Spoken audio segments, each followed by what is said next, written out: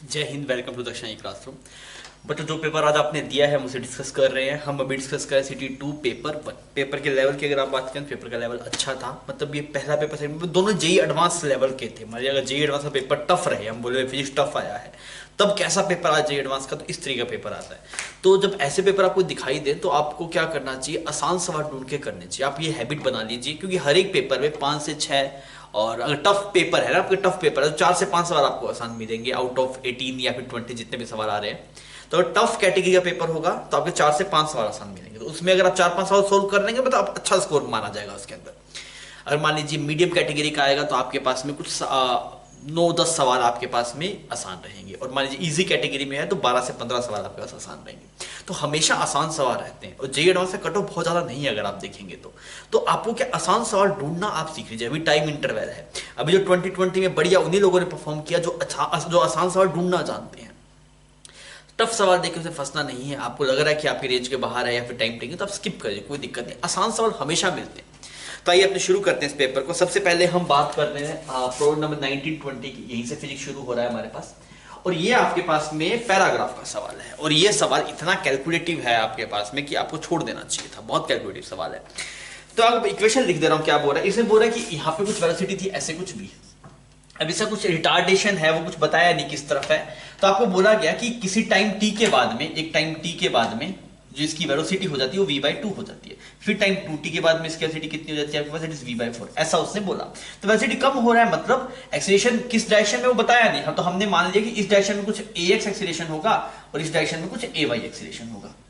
समझ आ रहा है। किसी एंगल पे होगा तो कुछ ऐसा बन जाएगा, और अगर इसी लाइन में होगा तो ay की वैल्यू अपने आप 0 आ जाएगी आपके पास में। पर वो आएगा नहीं, बिकॉज ये वाला एक्सप्रेशन नहीं तो मैच नहीं करेगा आपके पास में। तो आपने क्या लिखा, अगर आप टी टाइम में देखेंगे तो वेलोसिटी बन जाएगी v minus axt T time में। ये तो vx का स्क्वायर हो गया, प्लस vy का स्क्वायर अगर आप देखेंगे it is ay multiply t का स्क्वायर। क्लियर। इसका जो रूट है आपके पास में दिस एक्सप्रेशन इज v/2। ये बोला टी टाइम बाद में, फिर बोला 2t टाइम बाद में v/4 बन जाती है। तो 2 टाइम बाद में ये तो x कंपोनेंट होगा वेलोसिटी, वो कितना बन जाएगा, v माइनस 2axt का स्क्वायर प्लस यहां पे क्या है 2ayt का स्क्वायर, और ये एक्सप्रेशन आ गया v/4। अब भाई साहब भयंकर कैलकुलेशन है। अगर आप इसको सोल्व करेंगे, इसे कैलकुलेशन वगैरह करेंगे, सिंपल है, आप कैलकुलेशन करें तो कट जाता है, पर कैलकुलेटिव है, अच्छा कैलकुलेटिव है। और वैल्यूज भी मतलब बहुत गंदी गंदी सी वैल्यूज आती है। तो आपके पास में जो एक्सप्रेशन आता है axt का, वो आता है आपके पास 33/64 v के बराबर आता है आपके पास। और अगर आप यहाँ पे ayt देखते हैं, ayt की वैल्यू जो निकल के आती है आपके पास, दैट इज √63/64 v, ऐसा कुछ एक्सप्रेशन आता है। तो ये आप निकाल लेंगे। तो अब आपसे सबसे पहले वाले सवाल में तो पूछा गया कि 3t टाइम बाद में क्या वेलोसिटी होगी। 3t टाइम बाद में देखूं तो क्या बनेगा, v minus 2, sorry that is 3t, जैसे ये t टाइम के बाद में था, ये t टाइम के बाद में था, ये 2t के बाद में था। अब 3t के बाद में, 3t के बाद में क्या होगा, v माइनस 3axt का होल स्क्वायर प्लस 3ayt का स्क्वायर का रूट। ये आपके पास में आंसर आ जाएगा आपके पास 19th का। अगर आप 20th में देखें, 20th में क्या पूछ रहा है आपसे, रेडियस ऑफ कर्वेचर पूछ रहा है जस्ट आफ्टर। तो रेडियस ऑफ कर्वेचर कितना होगा आपके पास, तो ay किसके बराबर होगा, ay होगा v²/rc। तो यहाँ पे rc आएगा आपके पास v²/ay। तो यहाँ से आपको रेडियस ऑफ कर्वेचर मिल जाएगा। ये है आपके पास प्रॉब्लम नंबर 20। तो कैलकुलेटिव था, आपको इस सवाल को स्किप करना चाहिए था।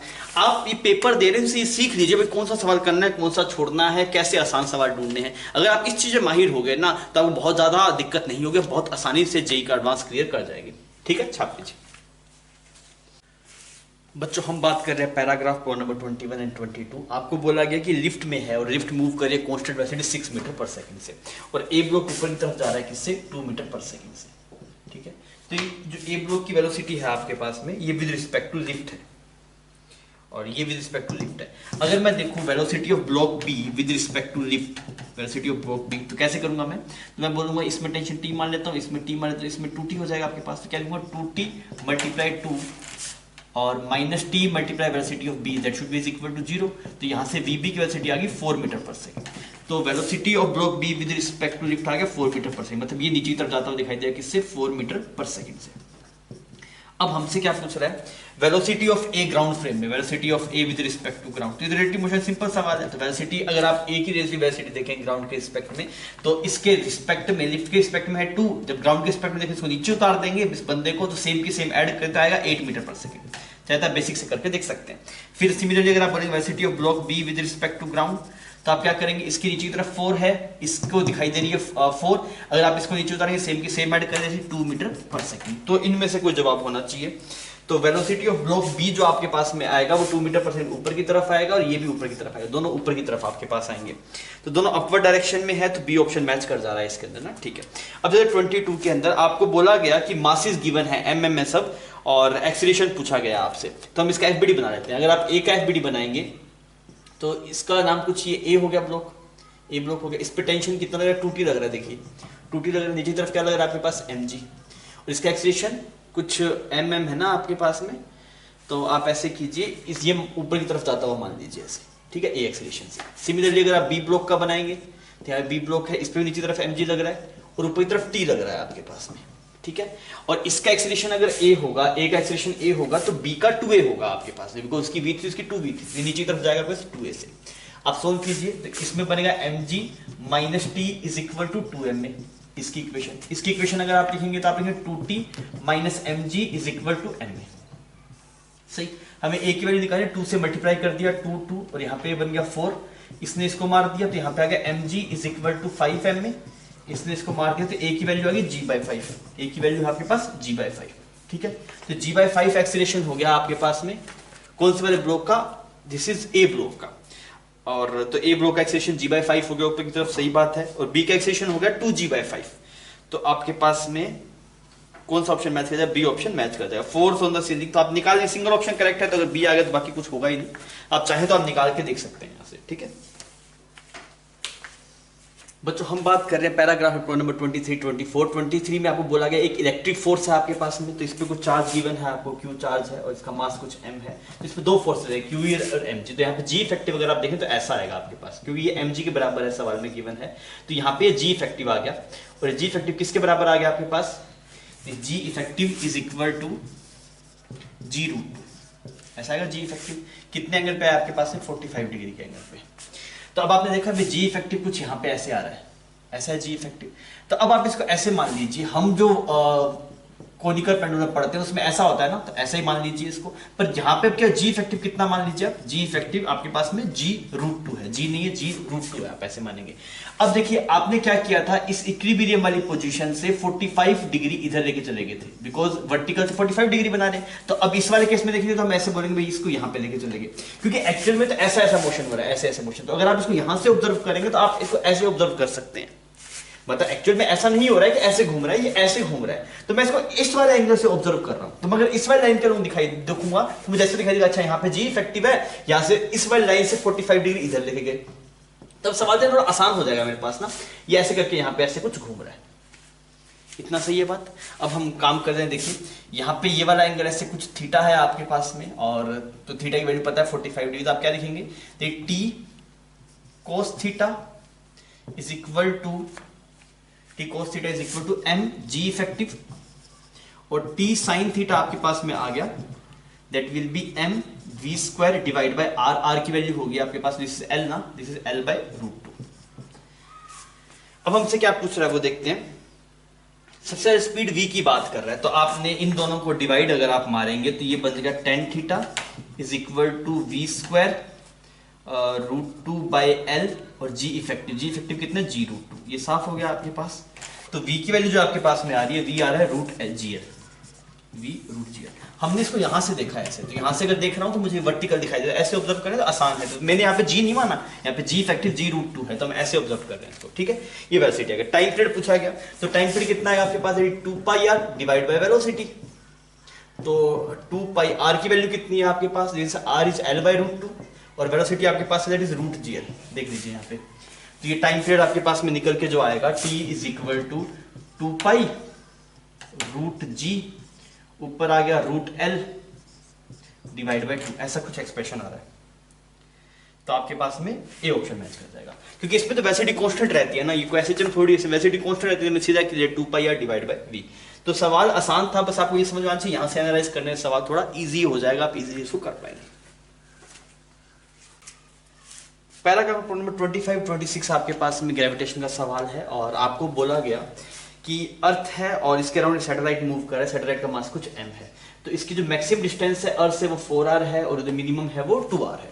टोटल एनर्जी हमको वैसे ही पता होती है, टोटल एनर्जी इसमें आती है Gm1m डिवाइड बाई 2a आते हैं ना, यह पता भी होता है पर ये इसमें एक्स्ट्रा गिवन भी है कि अगर आपको ना पता हो तो आप यहाँ से यूज कर सकते हैं।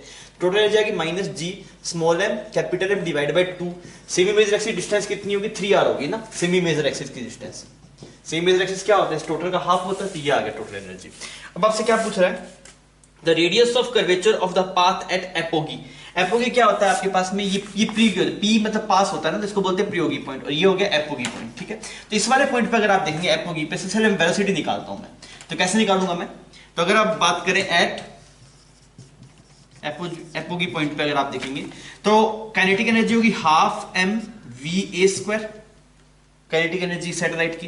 पोटेंशियल एनर्जी होगी minus g m m divide by 2a, minus g m one m 2 by r होता है आपके पास में, तो r की वैल्यू आपके पास में हो जाएगी 4r, इतना सही। इज इक्वल टोटल एनर्जी वो कितनी है, minus g m m divide by 6r, ये तो सवाल में गिवन है आपको। तो यहां से देखेंगे तो ये m तो साफ हो गया आपके पास, तो va स्क्वायर बाई 2 की वैल्यू आपके पास में आ रही है, that is gm divide by 4r minus gm divide by 6r। आप एलसीएम ले लीजिए तो कितना आएगा, 12 एलसीएम आ जाएगा 12r, तो यहां पे बन गया 3 और यहां पे बन गया 2, दैट इज 1 बाई 12, तो gm बाई 12r हो गया। तो va स्क्वायर की जो वैल्यू आ गई आपके पास में, that is gm divide by 6r, मतलब इस वाले पॉइंट पे जो वेलोसिटी है va वो आपके पास में इतनी है।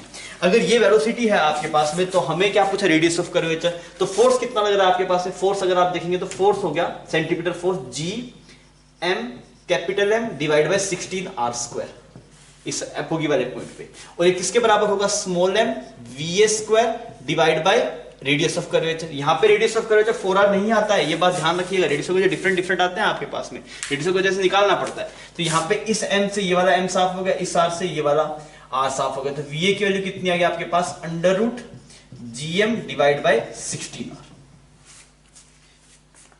ऐसा आ गया ना। हमें va नहीं निकालना, सॉरी हमें सॉरी दिस इज रेडियस, गलत कर दिया, दिस इज रेडियस और ये radius of curvature, radius of curvature हमें निकालना है। तो हमने क्या किया, इसको लिख दिया gm divide by 16r square is equal to va square की वैल्यू कितनी है 6gm, देखिए ये वाली value gm divide by 6r multiply rc, radius of curvature. इस r ने इस r को मार दिया, gm ने इसको मार दिया, यहाँ पे 3 आ गया, यहाँ पे 8 आ गया आपके पास, तो rc की वैल्यू कितनी आ रही है 8r बाय 3, तो ये रेडियस ऑफ कर्वेचर आ गया आपके पास एपोगी पॉइंट पे। सिमिलरली अगर आप प्रीगी पे निकालेंगे, पेरिगी पॉइंट पे निकालेंगे,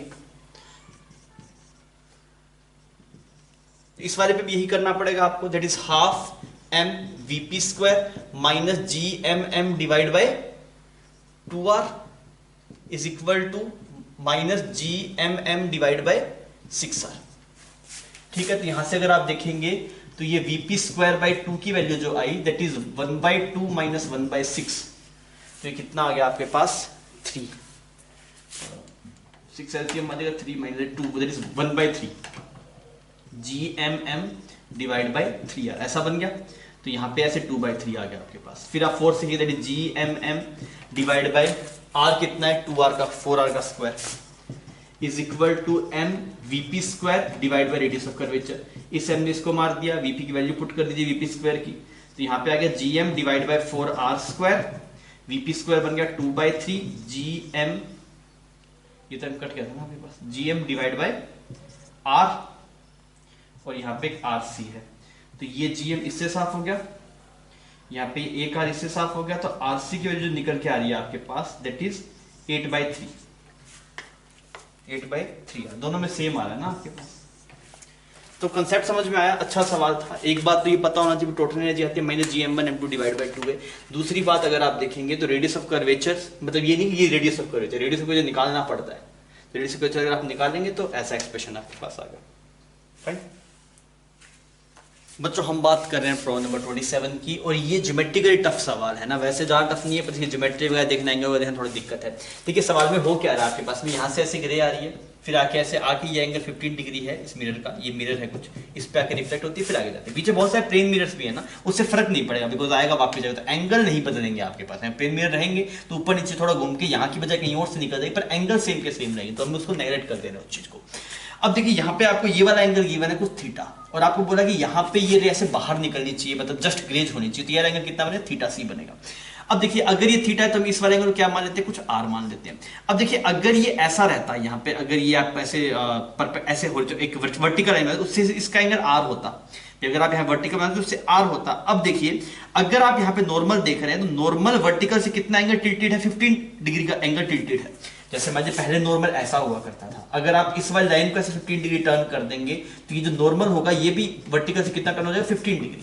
तो आपको समझ में आ रहा है कि भी इसका जो एंगल वर्टिकल के साथ में था वो आर था, और ये इधर 15 डिग्री एक्स्ट्रा थी, कितना बनेगा आर प्लस 15। समझ में आ रही है मेरी बात। अगर मैं आपको ये ऐसा केस है, देखते पास में यहाँ पे ऐसे ग्रे आ रही है, ऐसे ग्रे कुछ ऐसे, तो जब पता है सर इसके साथ में इसका एंगल आर है, पर एक लाइन है जो नॉर्मल है वो इस वर्टिकल से कितना एंगल पे, 15 डिग्री के एंगल पे, नेट कितना हो गया आर प्लस 15। अच्छा ये आर प्लस 15 तो ये भी r plus 15, because i is equal to r होगा आपके पास में, इतना सही है यहाँ तक। ठीक है, इसको यहाँ पे ऐसे आगे बढ़ा देते हैं। अच्छा इसको आगे बढ़ाएंगे, देखिए तो पहले जब ये वर्टिकल था तो एंगल 90 डिग्री बना करता था, ऐसे 90 डिग्री बना करता था, तो ये 15 पूरा कितना हो गया आपके पास में, this angle is 105, this angle is 105 degree centigrade और 105 डिग्री। अच्छा अब अगर हम इस वाले ट्रायंगल में, इस वाले ट्रायंगल को अगर हम देखें तो एक एंगल तो है आर प्लस 15, एक एंगल आपके पास है 105, और एक ये वाला एंगल कितना होगा, that is 90 minus theta c, that should be equal to 180 degree. इतना सही। अच्छा तो यहाँ पे कुछ देखते हैं करके, तो ये कितना बनेगा 105 प्लस दिस विल बिकम 130 ना, सही है ये वाली बात। तो यहाँ पे आपने लिखा r प्लस इसको इधर उड़ा देते हैं, आप इधर उड़ा देते, दिस इज बिकम 90। ठीक है तो आपके पास में कितना है r माइनस थीटा सी, इसको इधर लिख देते, that is theta c minus r, theta c minus r कितना आ रहा है आपके पास 9 में से अगर आप इधर घटाएंगे तो ये बन गया 15, 30 डिग्री आ रहा है आपके पास, ये एक्सप्रेशन आ रहा है आपके पास। तो हम ऐसे लिख देते हैं यहाँ से, थीटा सी आ गया आपके पास में r प्लस 30 डिग्री, थीटा सी आ गया r प्लस 30 डिग्री। अब थीटा सी कैसे निकालूंगा मैं, इसका म्यू गिवन है आपको, म्यू कितना गिवन है सवाल में, म्यू गिवन है √3/2, ऐसे ही गिवन है म्यू सवाल में, म्यू 2/√3, सो दिस इज 2/√3। अच्छा अगर म्यू 2/√3 है, थीटा सी कितना आएगा आपके पास, साइन थीटा सी होता है mu r by mu d, mu r की वैल्यू 1 होगी, म्यू डी की वैल्यू आपके पास में आ गई 2 ऐसे √3, ये आ गया। तो थीटा सी की वैल्यू आ गया 60 डिग्री है, थीटा सी कितना है 60 डिग्री, तो आर कितना आ गया आपके पास, आर आ गया 30 डिग्री। अच्छा अब आर 30 डिग्री आ गया, ये आर कितना है 30 डिग्री, तो अब ये एंगल निकाल लेता हूं, तो मैं क्या लिखूंगा mu sine r is equal to sine theta, यहाँ पे सेंसो लगा दिया आपने, तो म्यू की वैल्यू कितनी है 2/√3, साइन आर की वैल्यू कितनी है साइन 30, दैट विल बिकम 1/2, और यहाँ पे हो गया साइन थीटा, कि यहाँ पे साफ हो गया, तो थीटा की वैल्यू आ गई साइन इनवर्स 1/√3। तो ये आपके पास में थीटा पॉसिबल है। तो आपके पास में क्या जवाब हो जाएगा, ये इसको लिखा हुआ है, दिस इज इक्वल टू लिखा हुआ है साइन इनवर्स √3/k, तो k की वैल्यू कितनी हो जाएगी, k की वैल्यू 3 हो जाएगी, तो आंसर आ जाएगा 3। तो सवाल थोड़ा सा टफ था आपके पास में, ज्योमेट्री के हिसाब से देखना, एंगल एक्सप्रेशन में थोड़ा दिक्कत हो सकता है। ठीक है बच्चों, हम बात करें प्रॉब्लम नंबर 28 का। ये प्रीवियस ईयर का सवाल था, 2010 जेई में पूछा गया, दिस इज जेई 2010 में पूछा गया था। अब देखिए अगर आप इसमें देख रहे हैं तो ये बोला गया ये y1 है, ये y2 है, तो y नेट में अगर आपके पास जो a नेट का एक्सप्रेशन आएगा वो कुछ ऐसी इक्वेशन बनेगी ना, a net sine omega t minus के एक्स प्लस थीटा, तो इस a नेट की वैल्यू कितनी है, तो हम फेजर से कर लेंगे। सबसे पहले हमने इसका फेज देखा, तो इसका फेज कितना था 0 था, तो इसको 4 ऐसे बना दिया। अच्छा इसमें देखा, अच्छा ये लैग कर रहा है इससे, ये लैग कर रहा है कितना π/2 एंगल, तो इसको नीचे बनाएंगे ऐसे 3, तो ये आपके पास में क्या बन जाएगा a नेट बन जाएगा, तो a नेट की वैल्यू कितनी आ जाएगी 5 आ जाएगी। ये वाला एंगल कितना आ जाएगा आपके पास, this angle will be 37 degree. ठीक है, अब अगर आप पूरी इक्वेशन लिखना चाहते हैं वो भी लिख देते हैं अपने, omega T this is sorry 2x minus 60, वो सेम का सेम। अब देखिए ये इस 4 वाले से लैग कर रहा है 37 डिग्री, तो 4 वाले का फेज कितना है 0 फेज है, तो इससे लैग करवा दिया, तो ये एक्सप्रेशन आएगा y नेट का। क्लियर है, तो 5 इसका आंसर हो जाएगा। तो आसान सवाल था ये। तो जेईई एडवांस आसान पूछता है, जैसे ये सवाल आसान था। आपको हर एक पेपर में 6-7 आसान जरूर मिलेंगे, आप किसी चीज़ पे फोकस कीजिए, 6 से मतलब आसान सवाल ढूंढिए और इजीली कट ऑफ पार करके आप जेईई में मतलब आप आईआईटी में इजीली जा सकते हैं। तो बच्चों आसान सवाल ढूंढना सीख लो, वही बार बार बताया जा रहा है। तो प्रॉब्लम नंबर 29 में बोला गया एक सॉलिड स्फीयर है आपके पास, मास एम रेडियस आर, रोटेट कर रहा है और डायमीटर के अबाउट, एंगुलर वेलोसिटी कुछ ओमेगा है आपके पास में और कोई अदर फोर्सेस नहीं है। तो आपको बोला गया कि एक हेमिस्फीयर का पार्ट दूसरे हेमिस्फीयर के पार्ट पे कितना फोर्स लगा रहा है। तो आप इसका से देखेंगे, ये इतना पार्ट रोटेट कर रहा है, हाफ पार्ट को आपने रोटेट करवा दिया इसके अबाउट। अच्छा, तो अब इस पे जो सेंट्रीफ्यूगल फोर्स, जो सेंटीमीटर फोर्स रिक्वायर्ड होगा, जिसका मास हो कहाँ पे कैसे माइनस इसके सेंटर ऑफ मास पे 3r/8 पे होता है इसका सेंटर ऑफ मास। तो आप क्या लिखेंगे, इसका मास हो गया m/2 ओमेगा स्क्वायर, r की वैल्यू कितनी हुई 3r/8, इतना फोर्स इसको रिक्वायर्ड है। This F will be equal two centimetre force के बराबर, तो यही फोर्स होगा आपके पास। तो आपको क्या एक्सप्रेशन में क्या लिखवाया है, इसी की टर्म में पूछा है क्या, this will become 3m omega square r divide by 16, तो n की वैल्यू कितनी आ जाएगी 3 आ जाएगी। तो ये सर सेंटर ऑफ मास पे क्यों माना है, बिकॉज अगर आप बेसिक ले करके देखेंगे तो रिजल्ट उसके बराबर आता है आपका, इसलिए हमने ये किया है। ये हमें पहले किया हुआ रिजल्ट है, पता है कि सेंटर ऑफ मास पे कैसे बराबर है, पूरा इंटीग्रेशन करना पड़ेगा एक एलिमेंट लेके। तो हमने मान लिया भाई पूरे मास की बजाय इसका सिर्फ सेंटर ऑफ मास पूरे मास को रख के फिर हमने कंसीडर करके प्रोसीड कर दिया। तो आंसर आ गया आपके पास 3। बच्चों हम बात कर रहे हैं प्रॉब्लम नंबर 30 की, और बहुत सारे कैपेसिटर 32 कैपेसिटर्स हैं और हर एक कैपेसिटर जो कैपेसिटर्स है वो है 3 माइक्रोफेराड।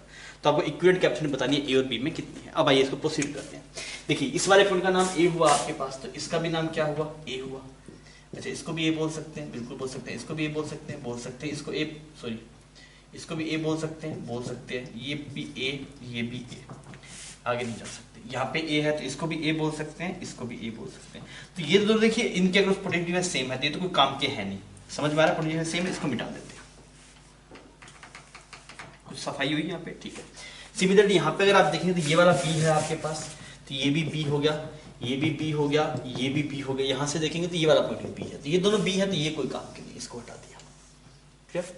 अब देखिए यहाँ पे ए और बी के बीच में अगर आप यहाँ पे रीड्रॉ करेंगे, इसका पॉइंट ए बना दिया, यहाँ पे बी बना दिया ना, तो देखिए ए और बी के बीच में एक तो ये सी है और एक ये सी है, तो ये दोनों मिले कितने c/2, इन दोनों को देखिए ये ए और बी के बीच में है ना, ए और बी के बीच में c/2 है, तो हमने यहाँ पे एक तो c/2 बना दिया, c/2। तो अब इन दोनों को मिटा दूं, कोई दिक्कत नहीं, वहां बना लिया, इसको मिटा देता हूँ, अब इसका कोई मतलब नहीं इधर वाली ब्रांच का। यहाँ पे देखेंगे तो अच्छा ये भी ए और बी के बीच में है, इसको भी यहाँ बना देता हूँ, तो ये हो गया आपके पास में c/2, तो इसको मिटा देते हैं, बना दिया आपने ए और बी के बीच में, ठीक है। अब कहानी सिर्फ ऐसी बच गई, तो ये एक ही बात है। अब आपको इन दोनों के बीच में निकालना है, सिर्फ ए और बी के बीच में इतने बड़े पार्ट की निकाल लो, फिर उसको उसमें जोड़ देंगे। अब इसमें क्या करें, ये ऐसे लाइन ऑफ सिमेट्री दिखाई दे रहा है, और लाइन ऑफ सिमेट्री दिखाई दे, इसमें जितना चार्ज आएगा उतना इसमें जाएगा, सिमिलरली ऐसे जाएगा, तो इसका इन दोनों में कोई चार्ज ही नहीं जाएगा, यहाँ पे आएगा, इन दोनों बराबर रहेगा ना आपके पास, इन दोनों बराबर रहेगा, और सब आइडेंटिकल केसेस है आपके पास में, जितना यहाँ से आएगा उतना यहाँ पे जाना है, तो ऐसे करते से निकल जाएगा, तो इनमें कोई चार्जेस आएंगे नहीं, तो इनका कोई मतलब नहीं है बीच वालों का, इन सारे बीच वालों को मिटा दो। अच्छा, इन सारों को बीच वालों को मिटा देंगे तो अब कोई दिक्कत नहीं है, तो ये सी सी सी, ये टोटल कितना होगा c/3, ये c/3 होगा, तो ऐसे कितने 1 2 3 4 5, और ये पैरेलल में है, तो इसका सीक्वेंट अगर आप देखें तो ये बन जाएगा 5c/3, तो ये इसके पैरेलल में ऐड कर दो 5c/3, 5c/3। अब देखिए ये c/2 और 5c/3 इतना ही है आपके पास, तो ये दोनों मिलके बन जाएगा c + 5c/3, ये c इक्विवेलेंट है आपके पास में। तो यहाँ पे अगर आप देखें जैसे 8c/3, तो इसकी वैल्यू कितनी आएगी, c की वैल्यू 3 है, तो 8 फैराड आपके पास में कैपेसिटेंस आ जाएगी। तो क्या आंसर गिवन है, 8 गिवन है। बात समझ में आ गई। तो हमने सबसे पहले तो बाहर वाला को वहां पर ड्रॉ कर लिया, फिर इसका देखा तो अच्छा ये लाइन ऑफ सिमेट्री दिखाई दे रहा है, सेम जाएगा आपके पास में, तो इन वाले में से कुछ जाएगा नहीं, आपने इसको बता दिया। क्लियर। तो इसका आंसर आ जाएगा आपके पास 8। बच्चों हम बात करें प्रॉब्लम नंबर 31 की। ऐसे कैविटी वाला सवाल हमने क्लास में किया था। अब हमें ये पता है कि EFI जो कैविटी के अंदर आएगा, EFI इन कैविटी, वो याद था आपको कितना, that is ρ/3ε0 C1 C2 vector, ऐसा कुछ आता था। C1 C2 वेक्टर क्या होगा, A वेक्टर होगा, तो ρ/3ε0 A वेक्टर। मतलब EFI जो है इस रीजन के अंदर वो किस तरफ है आपके पास में, वो इस तरफ है, ऐसे यहाँ पे इस तरफ, यहाँ पे भी ऐसे इस तरफ, बिकॉज सेंटर को ज्वाइन करने वाला वेक्टर इस तरफ है ना, तो EFI की वैल्यू फिक्स है आपके पास में और इतनी है। अब देखिए इस इलेक्ट्रॉन पे किस तरफ फोर्स है, EFI के अपोजिट डायरेक्शन में थी, इस तरफ जाएगा ऐसे और यहाँ पे जाके ऐसे यहाँ पे हिट कर देगा, उनको इस तरफ जाना पड़ेगा। अच्छा डिस्टेंस कितनी है, डिस्टेंस पहले देखता हूँ। तो ऐसा कुछ है आपके पास, देखिए this is 45 degree, this is 45 degree, ऐसा ही सर्कल कुछ ऐसा बना है आपके पास। तो यहाँ से चलेगा तो कुछ यहाँ पे जाके हिट करेगा, तो ये R है आपके पास। तो ये डिस्टेंस कितनी होगी, दिस इज अगेन R,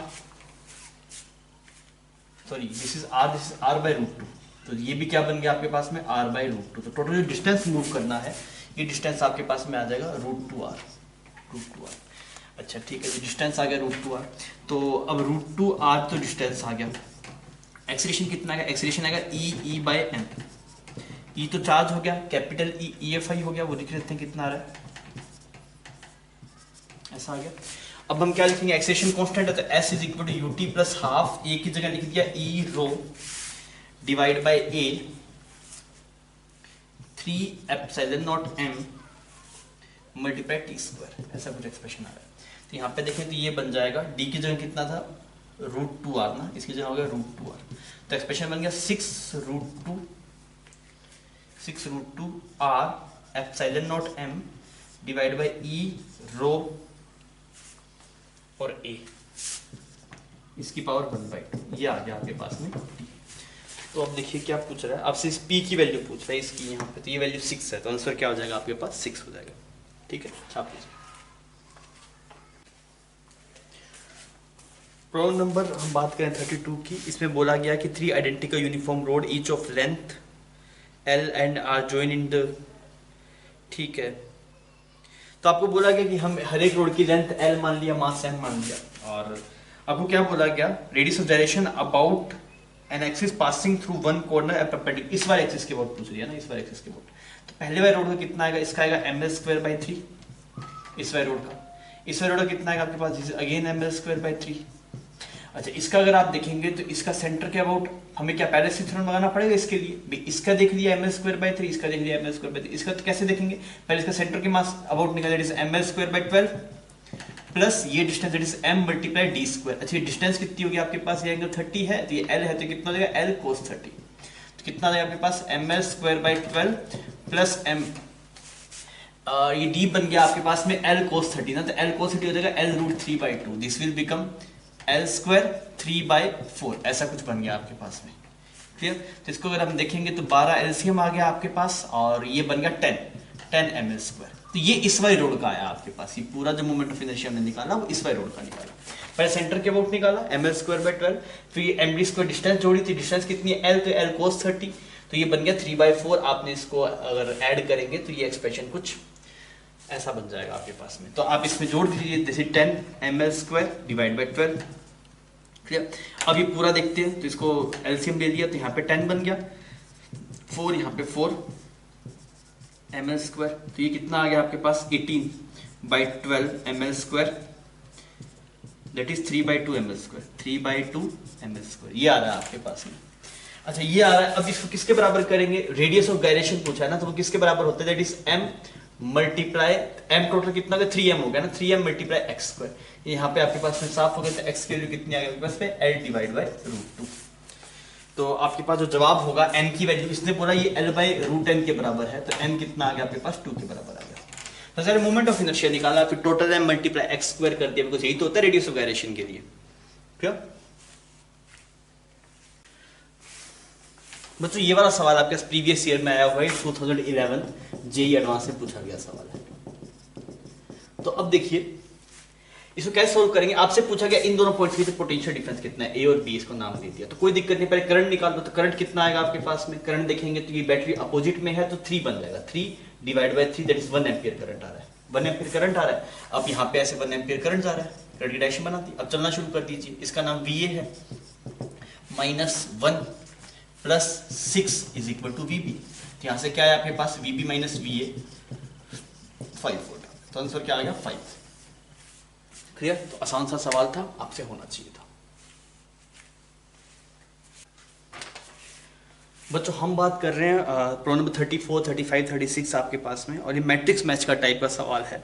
तो वर्टिकल सर्कुलर मोशन है ना, और बहुत आसान सा है। देखिए अगर आप मान लीजिए इस वाले बॉटम पॉइंट पे वेलोसिटी देते हैं कुछ √2g, मैं बताया था, अगर √2g देते हैं तो कहाँ पे जाकर रुकेगा, यहाँ पे जाकर रुक जाएगा। इस वाले पॉइंट पे वेलोसिटी कितनी हो जाएगी 0। अगर आप 60 डिग्री पे जाके देखेंगे तो क्या होता है 60 डिग्री पे अगर यहाँ पे √ng होता है तो यहाँ पे मतलब √n-1g, तो यहाँ पे बन जाएगा √gl आपके पास में, दिस इज बिकम √gl। अगर 60 डिग्री पे आप देखेंगे तो ये सबसे पहले आपके पास फर्स्ट वाला केस होगा, ऊपर जाएगा ही नहीं ना, ये आपके पास 90 डिग्री जाएगा मैक्सिमम। फिर अगर आप बात करेंगे √6gl की, मान लीजिए यहाँ पे आपने वेलोसिटी दी √6gl, तो क्या होगा आपके पास में जब 90 डिग्री पहुंचता है तो मतलब यहाँ पे √6 से 2 कम हो जाते हैं। अब याद कीजिए जब यहाँ पे √5gl होता है तो यहाँ पे √3gl होता है, तो यहाँ पे √6gl होगा तो यहाँ पे कितना है √4gl आएगा आपके पास। अगर आप देखें 60 डिग्री के ऊपर तो यहाँ पे आएगा √5gl, 1 कम होगा। फिर अगर आप टॉप पे जाएंगे तो 4 कम हो जाएंगे, यहाँ से यहाँ पे 2 कम होते हैं, फिर यहाँ पे 2 और कम हो जाएंगे, तो यहाँ पे 4 कम होगा तो √2gl बनेगा यहाँ पे। सिमिलरली अगर आप यहाँ पे देखेंगे कि इस वर्टिकल से आपके पास में 60 डिग्री का एंगल अगर आप बनाएंगे, ठीक है, तो इस वाले केस में देखें तो यहाँ पे आ जाएगा आपके पास में √3gl। कर पाएंगे ऐसे, तो ये आपके पास में पहला था, ये सेकंड वाला था। सिमिलरली इसका नेक्स्ट वाले वैसे √5gl अगर आप देंगे तो इस वाले पॉइंट पे बनेगी √3gl। ये तो हमें स्टैंडर्ड रिजल्ट है ना। यहाँ पे अगर आप पहुंचेंगे तो √gl, और यहाँ पे अगर आप पहुंचेंगे तो यहाँ पे आएगा √4gl, ये 60 डिग्री पे होगा। कर पाएंगे। सिमिलरली अगर आप यहाँ पे √3gl देंगे, यहाँ पे √3gl देंगे तो ये यहाँ तक तो रहेगा √2gl। फिर इसके बाद में क्या आ जाएगा, इसके बाद में ऐसे थोड़ा सा ऊपर जाएगा, फिर ऐसे जाएगा कुछ यहाँ पे प्रोजेक्टेड मोशन बन जाएगा ऐसे ना, तो आगे पूरे वर्टिकल सर्कल कंप्लीट ही नहीं करेगा। और यहाँ पे 60 डिग्री पे देखें तो √gl, तो ये आपके पास में वो है कि पूरा वर्टिकल सर्कल कंप्लीट नहीं होगा, √2gl से ज्यादा, तो यहाँ पे जाने के बाद फिर प्रोजेक्टाइल बन जाएगा ऐसे आपके पास। तो आप प्रोसीड करेंगे, फिर आपको ऑप्शंस में 1 बाय 1 सब चेक करके देखना है। आप चेक करके देखेंगे तो आपको जवाब मिल जाएगा। तो सवाल आसान था पर आपको 1 बाय 1 सब ऑप्शन चेक करके देखने पड़ेंगे। ठीक है बच्चों, तो इसके साथ में ये पेपर खत्म होता है। ये पेपर 2 के कंपेरिजन में काफी इजी था, पेपर 2 काफी टफ रहा है इस बार। ठीक है, okay, thank you for watching.